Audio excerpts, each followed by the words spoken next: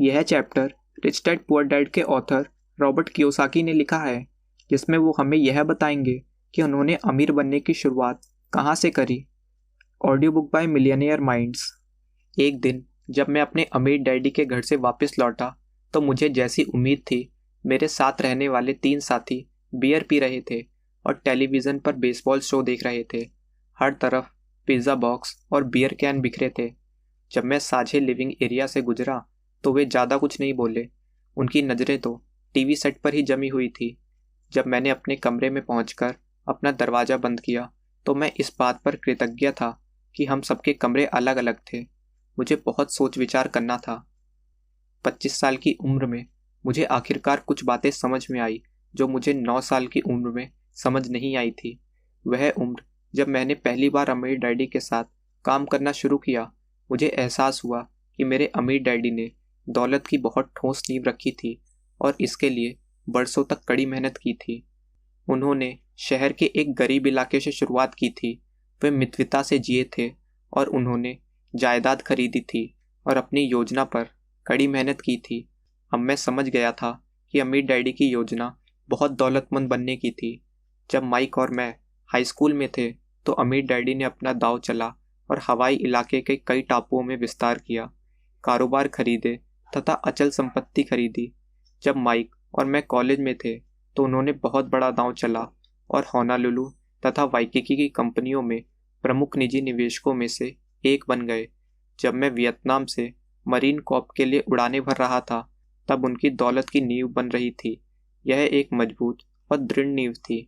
अब वे और उनका परिवार उनकी मेहनत के फलों का आनंद ले रहे थे।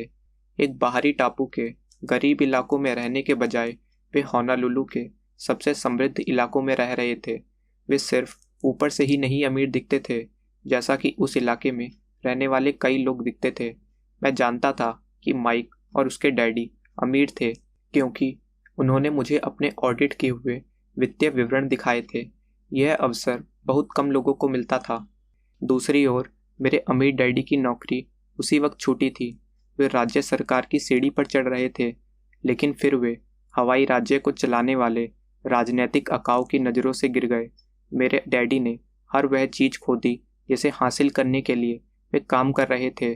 जब वे गवर्नर पद के लिए अपने बॉस के खिलाफ चुनाव लड़े और हार गए, राज्य सरकार ने उनका नाम काली सूची में लिख दिया। अब वे दोबारा शुरुआत करने के लिए मजबूर थे। उनके पास दौलत की कोई नींव नहीं थी। हालांकि उनकी उम्र 52 साल थी और मेरी 25, लेकिन हमारी आर्थिक स्थिति बिल्कुल समान थी। हम दोनों ही के पास पैसे नहीं थे। हम दोनों ही के पास कॉलेज की शिक्षा थी और हमें नौकरी मिल सकती थी, लेकिन असली संपत्तियों के नाम पर हमारे पास कुछ नहीं था। उस रात हमने बिस्तर पर लेटे लेटे मैंने सोचा कि मेरे पास अपने जीवन की दिशा चुनने का दुर्लभ अवसर था। दुर्लभ इसलिए क्योंकि बहुत कम लोगों को 2 पिताओं के जीवन का मार्ग की तुलना करने का अवसर मिलता है जिसमें से वे अपने लिए सही मार्ग चुन सकते हैं। यह एक ऐसा चुनाव था जिसे मैंने हल्के में नहीं लिया। अमीर अपने निवेश कहाँ करते हैं? हालांकि उस रात मेरे दिमाग में कई चीज़ें दौड़ रही थी, लेकिन यह विचार मुझे सबसे ज़्यादा चकरा रहा था कि कुछ निवेश सिर्फ अमीरों के लिए थे और बाकी निवेश सबके लिए। मुझे याद आया कि बचपन में जब मैं अमीर डैडी के लिए काम कर रहा था तो वे बस अपने कारोबार खड़ा करने के बारे में ही बोलते रहते थे, लेकिन अब जब वे अमीर बन गए थे तो वे बस अपने निवेश के बारे में ही बातें करते रहते थे। अमीरों का निवेश। उस दिन लंच पर उन्होंने स्पष्ट किया था, मैंने कारोबार इसलिए खड़े किए हैं ताकि मैं अमीरों के निवेशों में निवेश कर सकूं। मेरे व्यवसाय बनाने का एकमात्र कारण यह है कि आपके व्यवसाय आपके लिए संपत्तियां खरीद सकते हैं। अगर मेरे कारोबार नहीं होते तो मेरे पास अमीरों के निवेशों में निवेश करने के लायक पैसे नहीं होते। निवेश खरीदने वाले कर्मचारी और निवेश खरीदने वाले व्यवसाय के फ़र्क पर अमीर डैडी बहुत ज़्यादा जोर देते थे। उनका कहना था, जब आप कर्मचारी की हैसियत से खरीदते हैं तो अधिकतर निवेश बहुत महंगे पड़ते हैं, लेकिन अगर मेरा व्यवसाय मेरे लिए निवेश खरीदता है तो वे ज़्यादा सस्ते साबित होते हैं। मैं उनकी बात का मतलब नहीं जानता था, लेकिन इतना ज़रूर जानता था कि यह फ़र्क महत्वपूर्ण है। मैं अब यह पता लगाने के लिए उत्सुक और व्यग्र था कि यह फ़र्क क्या था। अमीर डैडी ने कॉरपोरेट और कानून का अध्ययन किया था तथा उन कानूनों को लाभ उठाते हुए बहुत सा पैसा बनाने के तरीके भी खोजे थे। जब मैं उस रात सोने गया तो इस बात को लेकर बहुत रोमांचित था कि मैं अगले दिन सुबह अमीर डैडी को फ़ोन करूँगा। अलग अलग क्वाड्रेंट के अलग अलग रास्ते। बचपन में मुझे यह बात समझ नहीं आती थी कि पैसे के बारे में किस डैडी की बात मानूं। दोनों ही अच्छे इंसान थे, दोनों ही मेहनती थे, दोनों ही शक्तिशाली और करिश्माई व्यक्तित्व के धनी थे। दोनों ने ही कहा कि मुझे कॉलेज जाना चाहिए और सेना में भर्ती होकर अपने देश की सेवा करनी चाहिए, लेकिन उन्होंने पैसे के बारे में एक जैसी बातें नहीं कही या इस बारे में एक सी सलाह नहीं दी। बड़े होने पर मुझे क्या बनना चाहिए, अब मैं अपने अमीर डैडी और गरीब डैडी को चुने हुए करियर मार्गों के परिणाम की तुलना कर सकता था। मेरे गरीब डैडी ने मुझे सलाह दी थी, स्कूल जाओ, अच्छे ग्रेड लाओ और फिर अच्छे लाभों वाली कोई सुरक्षित नौकरी खोजो। वे इस करियर की मार्ग की अनुशंसा कर रहे थे। दूसरी तरफ मेरे अमीर डैडी ने कहा था, व्यवसाय बनाना सीखो और अपने व्यवसाय के माध्यम से निवेश करो। वे इस करियर मार्ग की अनुशंसा कर रहे थे जो इस तरह दिखता था। कैश फ्लो क्वाड्रेंट के हर क्वाड्रेंट में पाए जाने वाले लोगों के बीच बुनियादी भावनात्मक और तकनीकी अंतर होता है। ये भावनात्मक और तकनीकी अंतर महत्वपूर्ण है क्योंकि अंततः इन्हीं से यह तय होता है कि कोई इंसान किस क्वाड्रेंट को पसंद करता है और उससे संचालित होता है। मिसाल के तौर पर जिस व्यक्ति को नौकरी की सुरक्षा की जरूरत होती है उसके ई क्वाड्रेंट चुनने की सर्वाधिक संभावना होती है। ई मतलब एम्प्लॉय, जो कि दूसरों के लिए काम करते हैं। ई क्वाड्रेंट में जीवन के सभी क्षेत्रों के लाभ शामिल होते हैं, कंपनियों के दरबान से लेकर प्रेसिडेंट तक। जिस व्यक्ति को अपने दाम पर चीज़ें करने की जरूरत महसूस होती है वे अक्सर एस क्वाड्रेंट में पाया जाता है। एस मतलब सेल्फ एम्प्लॉयड, जो कि खुद के लिए काम करता है, स्वरोजगार या छोटे व्यवसाय का क्वाड्रेंट। मैं यह भी कहता हूँ कि एस का मतलब विशेषज्ञ, अकेला और स्मार्ट भी होता है, क्योंकि डॉक्टर, वकील, अकाउंटेंट और अन्य तकनीकी परमादर्शिताएं जैसे पेशेवर लोग इस क्वाड्रेंट में पाए जाते हैं। कैश फ्लो क्वाड्रेंट पुस्तक बताती है कि एस क्वाड्रेंट, जहां अधिकतर छोटे व्यवसाय के मालिक काम करते हैं, और बी क्वाड्रेंट, जहां बड़ी कंपनियां पाई जाती हैं, में क्या फ़र्क होता है। इस पुस्तक में हम तकनीकी अंतरों के बारे में अधिक विस्तार से बात करेंगे, क्योंकि अमीर लोगों और बाकी हर व्यक्तियों के बीच यही फ़र्क होता है। इस पुस्तक की ऑडियो बुक आपको इस चैनल पर मिल जाएगी। अपनी पैसों की समझ के बारे में दोबारा से शुरुआत करें। जब अमीर डैडी अपने कारोबार संबंधी मसलों पर चर्चा करते थे तब मैं उनके रेस्तरां की टेबल पर कई घंटे बैठा रहता था और वहाँ होने वाली चर्चाओं में चुपचाप बैठा बैठा कॉफ़ी की चुस्कियाँ लेता रहता था, जबकि अमीर डैडी अपने बैंकरों, अकाउंटेंट्स, वकीलों, शेयर दलालों, अचल संपत्ति के दलालों, वित्तीय नियोजकों और बीमा एजेंटों से बात करते रहते थे। यह मेरा व्यावसायिक शिक्षा का शुरुआत थी। 9 से 18 साल की उम्र के बीच मैंने घंटों तक इन लोगों की जटिल कारोबारी समस्याएं सुलझाते हुए सुनी थी, लेकिन टेबल पर मिलने वाले वे सबक तब खत्म हो गए जब मैं न्यूयॉर्क में कॉलेज की पढ़ाई करने 4 साल के लिए चला गया, जिसके बाद नेवी में मैंने 5 साल तक उनकी सेवा की। अब मेरे कॉलेज की शिक्षा पूरी हो गई थी और मेरे सैन्य कर्तव्य लगभग समाप्त हो गए थे, इसलिए मैं अमीर डैडी से दोबारा सबक सीखने के लिए तैयार था। मैंने अमीर डैडी को फ़ोन किया और कहा कि मैं अपने सबक दोबारा शुरू करने के लिए तैयार हूँ। अमीर डैडी ने कारोबार माइक के नाम कर दिए थे और आधे रिटायर हो चुके थे। वे दिन भर गोल्फ खेलने के बजाय कुछ और करने की तलाश में थे। जब माइक उनके साम्राज्य को चलाने में व्यस्त था तो अमीर डैडी और मैंने वाइकिकी के तट पर एक होटल में लंच किया। धूप सुहानी थी, समुद्र सुंदर था, हवा मंथर गति से चल रही थी और पूरा दृश्य स्वर्ग के उतने करीब था जितना कि हो सकता था। अमीर डैडी मुझे यूनिफॉर्म में देखकर चौंक गए। पहले कभी उन्होंने मुझे यूनिफॉर्म में नहीं देखा था। उन्होंने तो मुझे बच्चों जैसी अनौपचारिक पोशाक में ही देखा था, जैसे शॉर्ट्स, जीन्स और टी शर्ट। मेरा अंदाज़ा है कि उन्हें आखिरकार यह एहसास हो गया कि हाई स्कूल छोड़ने के बाद मैं बड़ा हो गया था और मैंने बहुत सारा संसार देख लिया था तथा युद्ध में लड़ा भी था। मैं मीटिंग में यूनिफॉर्म पहनकर इसलिए गया था क्योंकि मैं उड़ानों के बीच था और मुझे शाम उड़ान भरने के लिए छावनी लौटना था। तो हाई स्कूल छोड़ने के बाद तुम यह कर रहे हो? अमीर डैडी ने कहा। मैंने अपना सिर हिलाया और कहा, न्यूयॉर्क में सैन्य अकादमी में 4 साल और नेवी में 4 साल, बस 1 और साल बचा है।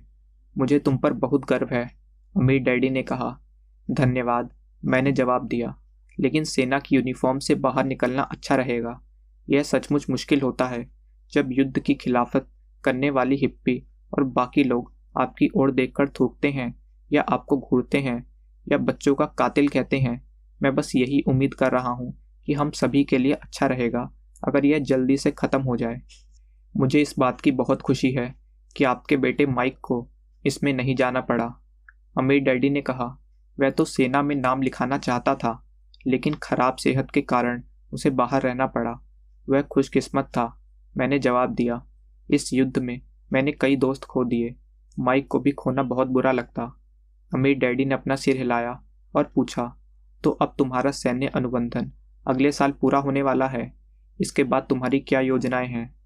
देखिए, एक एयरलाइंस मेरे 3 मित्रों को पायलट की नौकरी दे रही है। वैसे इस वक्त कहीं भी नौकरी मिलना मुश्किल है, लेकिन उनका कहना है कि वे अपने संपर्क सूत्रों के माध्यम से मुझे भी नौकरी दिलवा सकते हैं।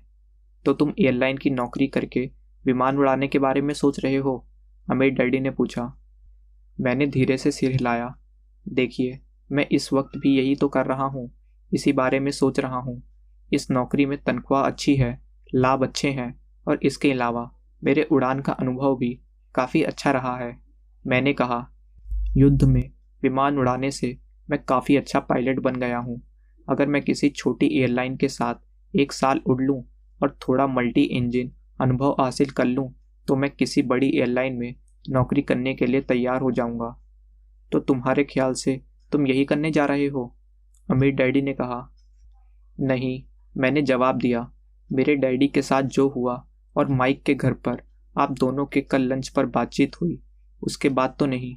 मैं कल रात तक घंटों तक जागता रहा और निवेश के बारे में आपकी कई बातों के बारे में सोचता रहा। मुझे एहसास हुआ कि अगर मैंने एयरलाइंस वाली नौकरी कर ली तो मैं किसी दिन मान्यता प्राप्त निवेशक तो बन सकता हूँ, लेकिन उस स्तर के आगे कभी नहीं जा सकता। अमीर डैडी खामोशी में बैठे रहे और उन्होंने हल्के से सिर हिलाया।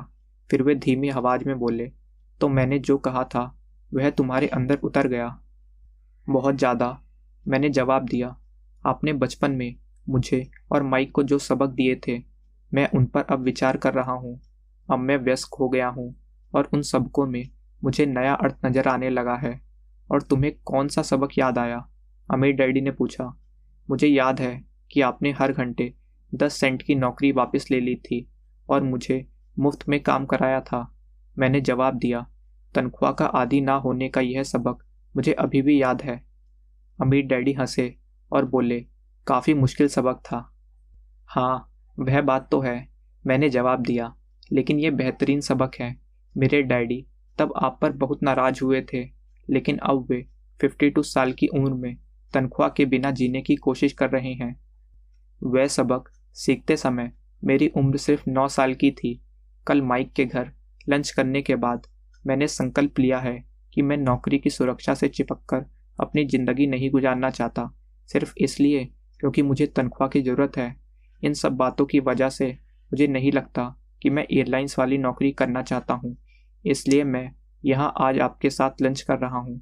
मैं आपके सबकों की समीक्षा करना चाहता हूँ कि पैसे से अपने लिए काम कैसे कराया जाए, ताकि मुझे पैसों के लिए काम करने में ज़िंदगी ना बितानी पड़े। इसीलिए मैं यहाँ आज आपके साथ लंच कर रहा हूँ। मैं आपके सबकों की समीक्षा करना चाहता हूँ कि पैसों से अपने लिए काम कैसे कराया जाए, ताकि मुझे पैसों के लिए काम करने में ज़िंदगी ना बितानी पड़े। लेकिन इस बार मैं वयस्क के रूप में आपसे यह सबक सीखना चाहता हूँ। सबकों को ज़्यादा मुश्किल बनाएं और मुझे अधिक विस्तार में बताएं। और मेरा पहला सबक क्या था? अमीर डैडी ने पूछा। अमीर लोग पैसों के लिए काम नहीं करते, मैंने तुरंत जवाब दिया।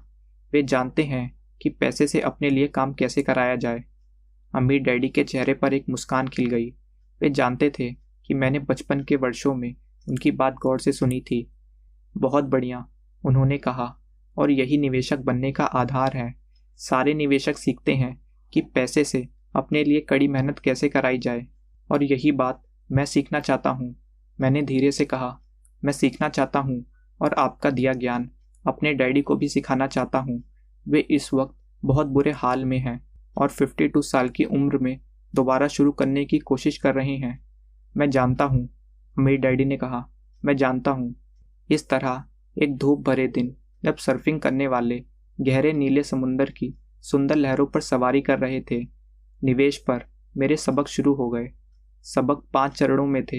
हर चरण मुझे अमीर डैडी की विचार प्रक्रिया और उनकी निवेश योजना की समझ के अधिक ऊंचे स्तर पर ले गया। सबक मानसिक तैयारी और अपना नियंत्रण संभालने से शुरू हुए, क्योंकि यही वह एकमात्र जगह है जहां निवेश सचमुच शुरू होता है। अंतिम निष्कर्ष में यह अपना नियंत्रण खुद लेने से शुरू और ख़त्म होता है। अमीर डैडी की निवेश योजना के पहले चरण में मानसिक तैयारी के सबक हैं, क्योंकि निवेश सचमुच शुरू होने से पहले इसकी बहुत ज़रूरत होती है। जब मैं 1973 में नेवी की छावनी में एक गंदे कमरे में उस रात अपने छोटे से पलंग पर लेटा हुआ था, तब मेरी मानसिक तैयारी शुरू हो गई थी। माइक खुशकिस्मत था कि उसके पास एक ऐसे पिता थे जिन्होंने भारी दौलत हासिल की थी। मैं उतना खुशकिस्मत तो नहीं था। कई मायनों में वह मुझसे 50 साल आगे था। मैंने तो अब तक शुरुआत भी नहीं की थी। उस रात मेरे पास 2 विकल्प थे, नौकरी की सुरक्षा खोजूं या जिस मार्ग को मेरे अमीर डैडी ने चुना था, या फिर असल दौलत की नींव डालूं जिस मार्ग को मेरे अमीर डैडी ने चुना था। उस रात मैंने इन दोनों विकल्पों के बारे में चुनाव करने की मानसिक तैयारी शुरू कर दी। निवेश की प्रक्रिया दरअसल यहीं से शुरू होती है और यहीं पर निवेश पर अमीर डैडी के सबक भी शुरू होते हैं। यह एक बहुत व्यक्तित्व निर्णय से शुरू होती है। अमीर, गरीब या मध्य वर्गीय बनने की मानसिक चुनौती। यह एक महत्वपूर्ण निर्णय है, क्योंकि जीवन में अब जो भी आर्थिक स्थिति, चाहे यह अमीर हो या गरीब या मध्य वर्गीय, चुनते हैं, उसके बाद आपके जीवन में हर चीज़ बदल जाती है। अब हम इसके अगले पार्ट में यह देखेंगे कि अमीर डैडी ने